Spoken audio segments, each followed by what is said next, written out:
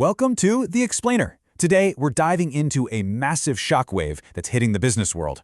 We're going to connect the dots between boardrooms in Tokyo, AI chip labs in Silicon Valley, and the high-stakes deals on Wall Street to show you how the fundamental rules of the game are being completely rewritten.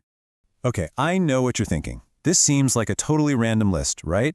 But believe me, there's a powerful story that links all of them. It's the story of how comfortable, successful, old-school business models are suddenly facing challenges they've never seen before. A huge disruption is underway. All right, first up, let's head over to Asia.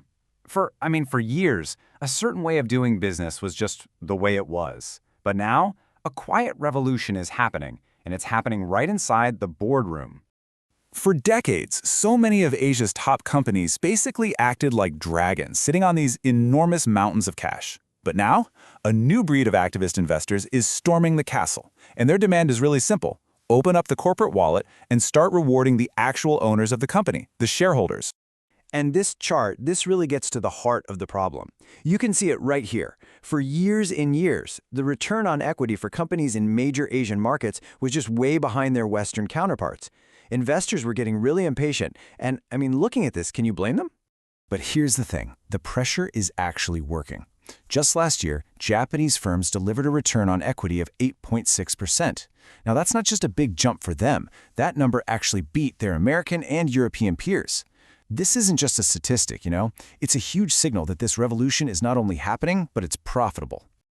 Now let's switch gears from finance to the tech world, where a whole different kind of disruption is going on. The AI boom is so massive, it's forcing even the biggest titans of the industry to rethink everything. And honestly, there is no better example of this than the chip designer ARM. So to get what's happening, you have to understand ARM's business model, which is frankly genius. See, they don't actually build anything. They're not sweating it out on a factory floor. They are the brains behind the operation. They design the blueprints for the chips that are in basically every single smartphone you've ever owned. They just license the designs and let everyone else do the hard work. And what's so fascinating here is how the market is reacting. Just look at that stock chart go.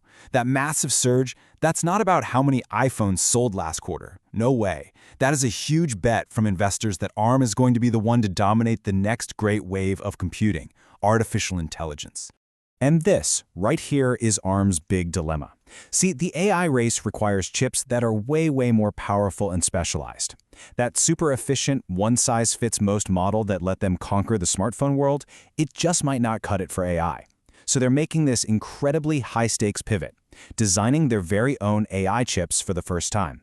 It's a huge risk that puts them in direct competition with their biggest customers. And finally, let's head to the world of high finance.